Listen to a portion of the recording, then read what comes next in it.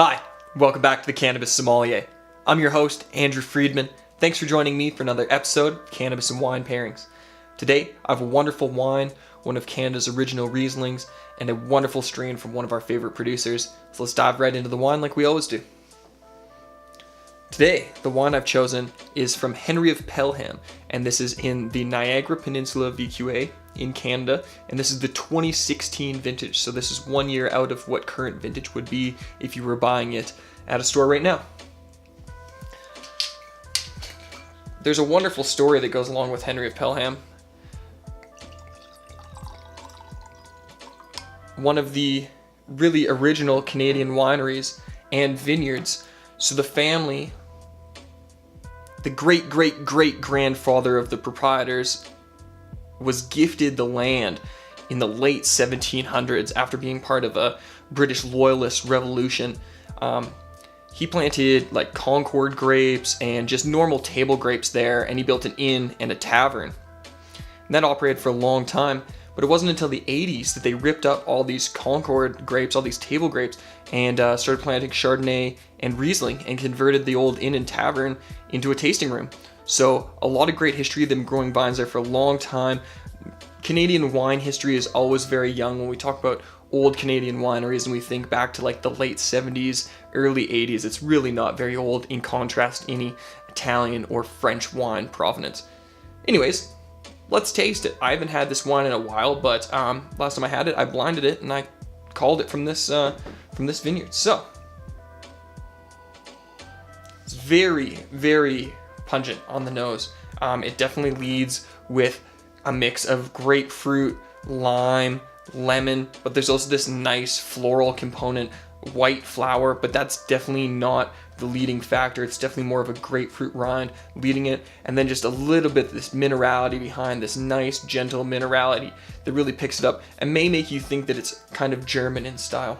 And I know the proprietors are the Speck brothers, so I can imagine that maybe there's a little bit of German in their bloodline.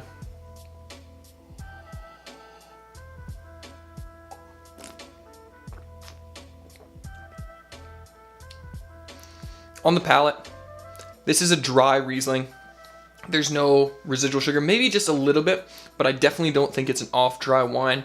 I think it's probably around 9 grams of sugar per liter, so just on the edge of that dry, off-dry wine. It's got quite a nice body, a little bit more body than I remembered, but I can't taste any alcohol, and I know that there is 11.5% alcohol in this bottle, so that's quite nice. On the palate, it's there's a few green flavors which are odd, but the grapefruit, lemon definitely lead.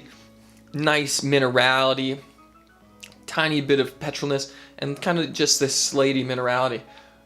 Overall, very refreshing and enjoyable $20 bottle of Riesling. Now, the Cannabis I've chosen to pair it with it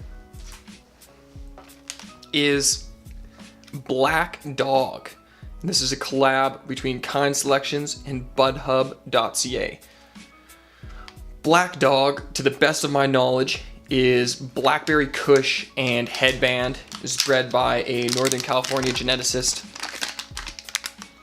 So it should be very potent. And I chose this because I thought that the heavy kind of kush flavors and aromas would balance out how peaking and bright I thought the acidity would be. So it'll either go great or it won't, but that's why we try it on video, because it's fun learning with you and having people watch my successes and my failures. First impression is it's quite saucy, sandy in the bottom, but you can see the terpene separation. And you can never be a racist on the color, because, you know, Kind Selections explained to me absolutely everything in his garden. I believe he said 9 weeks and it's taken down. So he's looking for full maturity of the plant, and he's not really worrying so much about making sure that you get this very bright color that seems to be so popular in the market in the United States and drives an extreme high price, but may sacrifice terpenes or full glandular maturity. Very nice, nice and saucy. Yeah, focus. But it's sandy, it's terpy. Very pretty. It's not at all the nose I expected. Wow, it's very beautiful. It's like white pepper, white and purple flowers, and orange pith. It's, wow, it's gorgeous. It's very, very pretty. It almost smells like potpourri. Isn't that absolutely gorgeous? And I forgot to turn my D-nail on, so I'm going to have to stop the video quickly and turn the D-nail on so that we can test everything together. Well, I guess we don't need to do that yet. I can smell side to side, and hopefully it warms up in that time. So it was fun doing these. And then you can see my successes and my failures, just like with the tasting.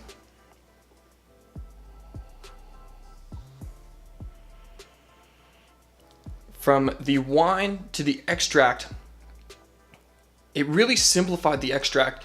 Before I could pick out those multiple things, white and purple flower, white pepper, orange pith, when I smelled from the wine back to the extract, it really just made it smell like perfume, ladies' perfume.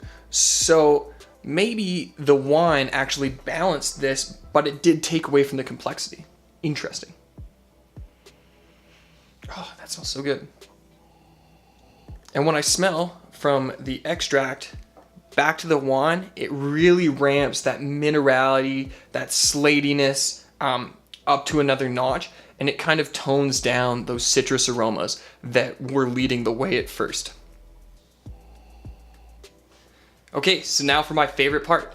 Time to see how they pair on the palate. Make sure I don't take too big of a dab. I always warn that the diamonds have quite a bit of expansion, so we don't want to take something too big. I've got my D-nail set at 520 degrees and my niche tube.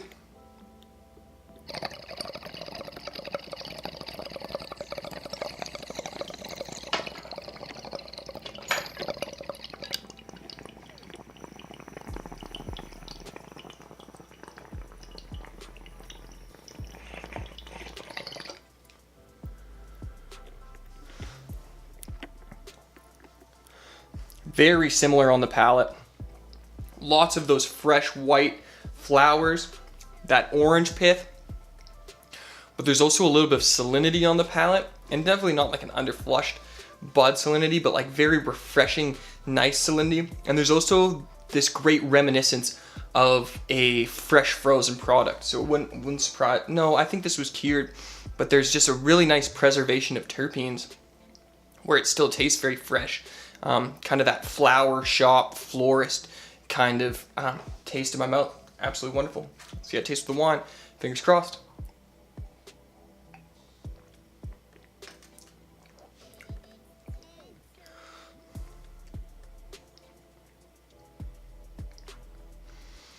That's a hard one to say.